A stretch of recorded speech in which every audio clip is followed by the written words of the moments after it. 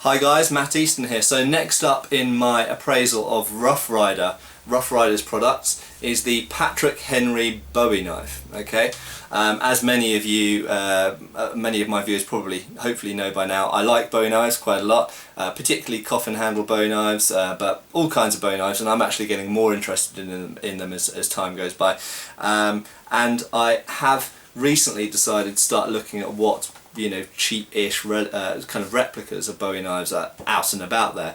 I've had plenty of antiques pass through my hands over the years, and as well as fairly expensive replicas as well, Sheffield-made replicas and such like. But nevertheless, it's always interesting to find out if any of the affordable kind of off-the-shelf, easily available, cheaper-end Bowies are any good. And I'd been looking at this. I'd been looking at Rough Rider as a brand for a while, so I decided to have a look at the Patrick Henry Bowie, which is available on the Hennie Haynes website for around £45. And that seemed, it's not super cheap, but it's also not expensive. It's certainly cheaper really than any of the Hanways. It's cheaper than any of the big Sheffield made knives. So I decided to give it a go, as it was a traditional style Bowie with coffin handle in a sort of 1840s style. So first thing to say is, here's the box it comes in. It's strange choice of name in my opinion, Patrick Henry Bowie. The Patrick Henry, of course, being involved with the American War of Independence, so a much earlier period than Bowie knives were around. So why they picked him as a character to attach to a Bowie knife that's got its styling in the 1840s, and they've attached the name of a guy who was sort of famous in the 1780s or 1770s, I don't know. Seems a bit of a weird choice, but there we go. Anyway, unboxing it. Okay, so the very first thing, and I have to say, when it did arrive originally, that it was not in the scabbard. The knife itself was in a sleeve, in a cardboard sleeve, and the scabbard was separate. But the first thing that struck me was that the scabbard looks quite crap. Okay, now on the surface of it, it is a traditional 19th century style scabbard, in that you've got a leather body in the middle with a throat and a drag, or a chape and a drag, with this kind of button. This kind of button engages with a frog that's worn on the belt. You get the same thing on swords in that period, and indeed later. So the styling is fine, it's okay, but the construction, and you can read this in many of the other reviews of this knife online, the construction of it is it poor? Let's say it's not good. Okay, it is fairly poor. Okay, and one of the first things you'll notice is that the knife doesn't really sit in the scabbard properly. The guard is intended, I believe, to have a slant on it. Okay, so the guard isn't supposed to be 90 degrees with the blade. It sits at a slant, and yet they've got a 90-degree top to the scabbard. That doesn't really make sense to me. Seems like a strange decision. So you end up with a bit of the blade showing, and this is, in scabbard terms, this is kind of really useless, because of course water and moisture and other nasty things can get inside the scabbard, ruin the blade, ruin the scabbard, ruin the tool. Okay, so that's bad. But perhaps even worse than that is that it's an absolute bitch to get the thing in and out of the scabbard.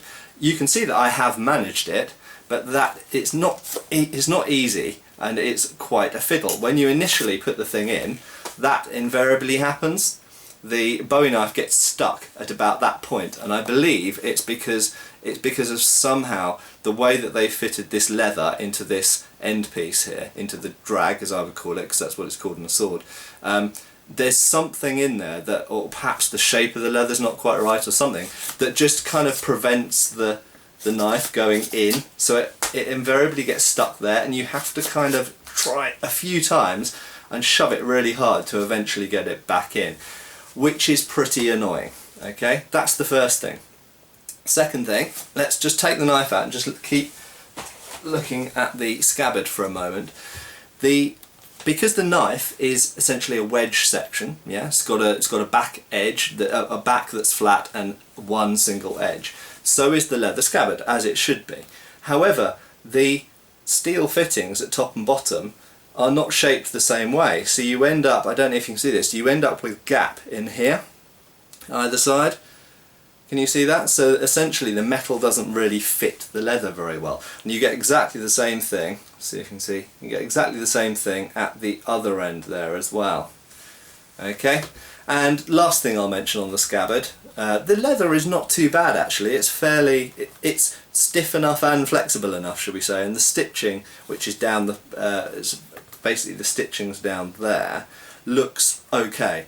But the last thing that I would say I don't like about it is this button seems really flimsy. It's actually screws. It screws into there's a kind of stalk going up there and the button screws into it. It seems really, really flimsy, and I have to say I'm not sure I would, if I'd attached that in a leather frog and was wearing that on a belt, I'm not sure that I wouldn't trust that just to snap off. So the Scabbard, bit crap. Okay, now let's look at the knife. So on the surface of it, the blade is allegedly 420 stainless steel. Okay, so it's not bad. It's not bad material.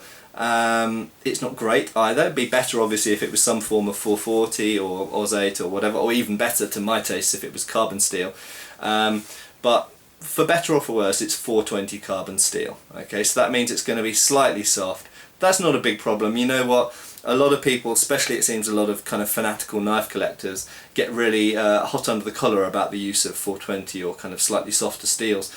But historically speaking, actually a lot of 19th century Bowies were probably made of quite crap steel.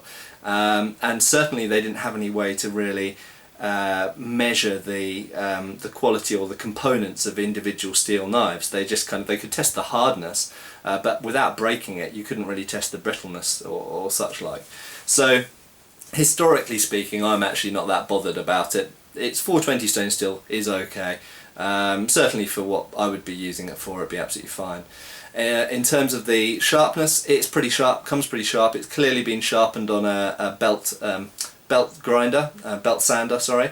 I do notice looking along the edge that in a couple of places the edge is slightly folded over, so it would require a little bit of fine stonework with a DC4 stone or even with a leather strop. Okay, if you wanted to make it a really, really good edge. The blade itself is hollow ground, which is very nice, and actually I would say overall the blade is pretty nicely made. The grinding on it's nice, the polish on it's nice, the hollow grinding I think is good because it means you've got a lighter blade for the size. I like the shape of it, that's why I bought it. I like the general look of the knife. I think it's a nice looking big piece. The blade is about 9 inches long, which is I think maybe 9.5 inches long. It's not huge, but it's big enough. So yeah, I quite like the look of the blade. What really lets this knife down, however, is the quality of the hilt fitting. Not necessarily the quality of the materials, but the way that they're put together, and it's just kind of sloppy. Okay, so for example, let's have a look at the guard. The guard, as you'll see, is slanted. Now I'm not 100% sure that it's supposed to be slanted. I suspect that in the original design that guard's supposed to be straight. And if it is supposed to be slanted, what they've succeeded in doing is making a knife with a slanted guard that doesn't look like it's supposed to have a slanted guard, so that's a kind of failure. Also, the amount that it extends at the back looks more than it extends at the front. Now again, if that's a design feature of the knife, that's fine. But when you design it, you should make it clearly implied from the design. You should make the guard maybe look more asymmetrical deliberately. Whereas here, it just looks like it's off-center. And what adds to that feeling of it being a mistake is when you look down the knife here. Now, let's see, I don't know if you can see that clearly, but the gap for the tang, and it's a full width tang, it's a what I would call a patent hilt in sword terms. It means that the tang is the full width of the handle and therefore a very thick and strong tang. The hole which the tang goes into is too big. It is both too long and too wide, and you'll see that there's therefore a great big open slot at one side of the tang, which just looks sloppy. Especially when at the other side there isn't a great big slot. It sits flush on the other side, so it gives it a lopsided appearance. To add to that, I'll just show, if you can see at the back there, if you can see that, you can see there's too much length to the slot in the guard as well, so it's showing a hole basically at the bottom. So the guard doesn't look very well fitted, it looks a bit lopsided, it looks a bit slanted when it doesn't look like it's supposed to be. And added to that, there's some really annoying plastic, I don't know if you can see, but there's some really annoying plastic packaging which has got stuck between the blade and the guard when they've mounted the whole thing. Now clearly I can dig that out with a needle or another knife or whatever, but I just left that in there because I just think it's kind of sloppy. It just shows sloppy presentational skills in terms of selling a product that is, let's face it, okay, you can say it's only £45, but some people £45 is a lot of money, and they might have saved up their money to buy one of these, and I think that's not good. It's not sloppy. It shouldn't get past the quality control. But unfortunately, we all know about Chinese quality control. It's not the best in the world. Okay, the wooden slats scales on either side of the tang are an attractive wood. They're a nice dark wood. I have no idea what kind of wood it is, and even if they do say it on some website or another, you never really know if that's actually what it is. The rivets holding the wood on, absolutely fine, no criticism there. I would say there's only 4 and they're quite far apart. I would have personally put either the rivets a bit closer together or maybe had 6 rivets. Reason being, because what happens is these scales have a tendency, wood can warp, as you know, with different environmental conditions, and actually if you look, you won't be able to see on the camera, but if you look, I can see daylight underneath at least one of these scales. The other one I can't, but this scale at the top, I can see the camera through there. If I put my eyes really close, I can see through it. And again, that's just kind of sloppy, okay? It just kind of smacks of cheapness. Next up is that the scales aren't exactly the same shape as the tang, so you don't get this flush feeling. On one side on this side you feel too much of the tang sticking up, and on this side you feel too much of the wood sticking up. It's just, you know, again, it's a little bit sloppy, and you get too much of the wood and the brass placer, that's the spacer that's between the steel tang and the wooden grip. You have some decorative brass spacers in there. They're actually quite nice. I didn't know, and I couldn't see in the pictures on the website, that they were in there, so that was kind of a bonus, but I'm afraid to say that them being there adds to the feeling of the fact that the wooden scales aren't very well fitted to the tang itself. So, to conclude, overall, for £45, it's quite a lot of knife for your money. And functionally, I'm sure it will do its job. There's a video on YouTube of someone chopping through a fairly substantial piece of wood with one of these. I don't have any doubts that it will be able to chop stuff up, and that I can sharpen it pretty well and it will hold an edge okay, and that using it as a large knife, functionally it will be fine. However, there's just a lot of sloppiness and cheapness about the way the components have been put together. And I do find that disappointing, to be honest. And really, above and beyond the slight sloppiness of the hilt, in particular, of this, is the scabbard, and the scabbard is really crap. Okay, I mean, I suppose on one hand you could say at least it has a scabbard. You know, some knives don't even come with a scabbard of this type, you know, Bowie knife type. But so it does have a scabbard at least, but it is pretty crap. And would I be bothered to make a better scabbard for a £45 Bowie? Would I be bothered to remount the hilt on a £45 420 stainless blade? No, probably not. So ultimately this is £45 worth of fun, but it's not a fantastic knife. I think I probably wouldn't recommend someone to get one unless their budget was really only £45 and they couldn't afford anything better. Then maybe it's a viable option.